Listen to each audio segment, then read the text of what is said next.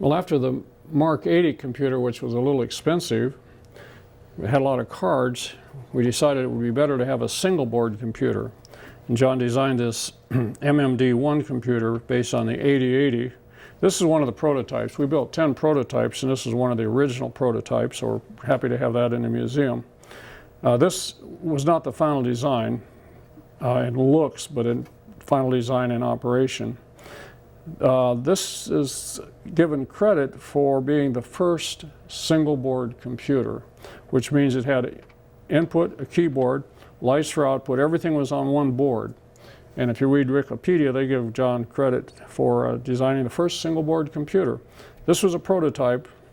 Only a few of these were sold, but then it was made into the more advanced MMD1 version. But this is a prototype, and really there were thousands of these sold in the final production design. Go for it. This is a prototype of the MMD1 computer. It's called really the Dynamicro at this point. We built 10 prototypes, and this was designed after the Mark 80, which was a multiple card computer based on the 8080. This is also based on the 8080 microprocessor chip. And John designed this in the Blacksburg Group, and it was given credit as being the first single board computer, I mean a total computer with an input keyboard, light output, memory, in other words, a self-contained operating computer on one board. This is a prototype. There were only a few of these made, I think 10, and we're happy to have one in the museum here. And it led on to the production model, which thousands of those were sold worldwide over a period of about 15 years. So we're happy to have this prototype here in the museum. Well, this is the this is the Dynamicro computer, which is the second computer John designed in the Blacksburg Group. The first computer was that Mark 80, which had multiple cards. It was a little bit expensive just because of the production costs. So this computer is based on the 8080 microprocessor, and it's considered to be the first single board microprocessor computer with the keyboard input, light register output, memory, and a whole computer on just one board. So that's a nice first for John Titus as well. So this is one of the 10 prototypes that was built, and we are just delighted to have one of them here in our museum.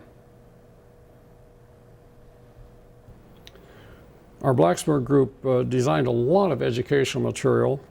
Here's some little things we called outboards, which was one of my design projects. They're called outboards because they had specific functions like 7-segment display, LED lights, switches, and so forth. And they're called outboards because they would plug in outboard to this socket you see here, and we call it an outboard.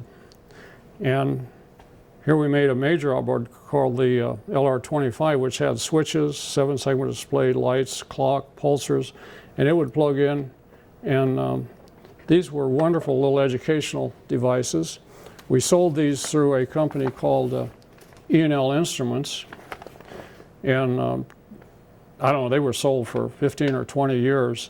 I still see people making copies of these things today, but they were used with microcomputers and digital electronics as training aids for displaying the output and input of digital circuits or microcomputers or what have you. It just allowed you to do educational or design projects with functional modules, like you needed some lights, here's some lights, some LEDs. You needed a little other module. We had all kinds of modules with really probably 30 or 40 different functional modules.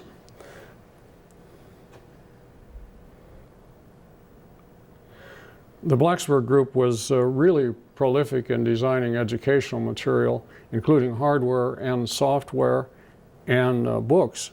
One of the projects I had a major hand in designed these things called outboards. The outboards were little modules that had specific functions. Here's one that has 4 LEDs. And they're called outboards because we could plug them into these development sockets, and it was sort of hanging over the outside, so we called them an outboard. We had probably 30 or 40 modules that would have different functions, from DACs to ADCs, lights, switches. Here's a kind of a combined module with switch inputs, LEDs, 7-segment display, a clock, pulsar, and it would plug in as well. These modules were sold by a company called E&L Instruments for, I don't know, at least 15 years. And they were located in Derby, Connecticut. And we worked most of our products. We did not manufacture products as a Blacksburg Group. We designed products and licensed them out for sale. And so E&L Instruments sold an awful lot of these modules over a period of probably 15 years or so.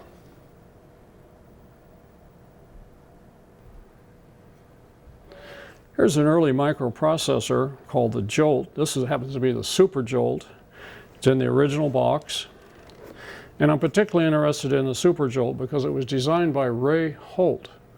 Now, Ray Holt designed the first microprocessor back in the late 60s as a control computer for the F-14 Tomcat aircraft. It was classified information until 1998, so he didn't get any credit for it for 30 years. He went on to do commercial design. This is one of his commercial designs. He also designed the Chem 1 microprocessor board along with the Jolt, and had several companies. In fact, I'm publishing a blog this week on some of his work. I've been in contact with Ray. He's been retired for about 15 years. It's pretty exciting now to be in contact with these early pioneers that really did significant work. This was a popular computer, very good computer. It was popular in a sense that it was very good, but it didn't sell in high numbers. But Ray was really a real pioneer, one of the first ones, and it's arguably who designed the first microprocessor or microcomputer or microprocessor chip, I should say. There's a contention there, but certainly Ray is given credit for probably being one of the first, if not the first, in some of his commercial products. And just a delightful fellow. He's been retired 15 years. He's now teaching educational STEM projects in, I think, at Alabama, and still a very active person, but he's out of the design market. So we're happy to have some of these products from Ray Holt here in our museum. We're delighted to have this Jolt computer. This is actually a Super Jolt designed by Ray Holt. Now, Ray Holt is still living, but Ray has some very interesting history. Back in the late 60s, from 68 to 69, he designed a microcomputer used in the F-14 Tomcat aircraft. Prior to that time, they had analog computers. And that was a classified project until 1998, so he couldn't talk about it. But now that it's out, he's given credit for being one of the first people to design a microprocessor chip. There's a bit of contention who actually was the first one, but he's considered to be the first or one of the first. This is one of his commercial products. I have it here in the museum in the original box. He also went on to design the Chem 1 and other products as well. I'm doing a blog right now I'll be publishing this week telling about some of his work. So it's just really delightful to have products from living legends in the computer industry, microcomputer industry, Ray Holt, and we have contact with Ray by email fairly frequently. Just pretty neat to have some of his work here in our museum.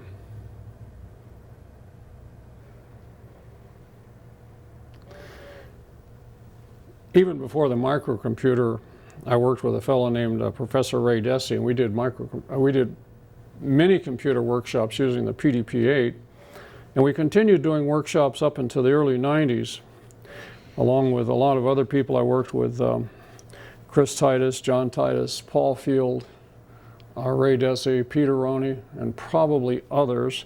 But we did workshops through Virginia Tech. We did a lot of independent workshops, and we figure we probably taught several hundred, maybe more, workshops over the years because we did an awful lot of them. I have a few brochures from those old days on the workshops, and just a fascinating history for me.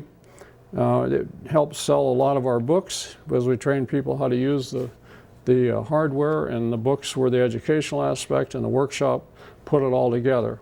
And so between myself and a number of people, we did a lot of educational work, not only here in the US, we did workshops in South America, Bangladesh, Switzerland, Russia, Ukraine, a number of places. It was a very fascinating time. Of course, that was all back in the 70s, 80s, and very early 90s.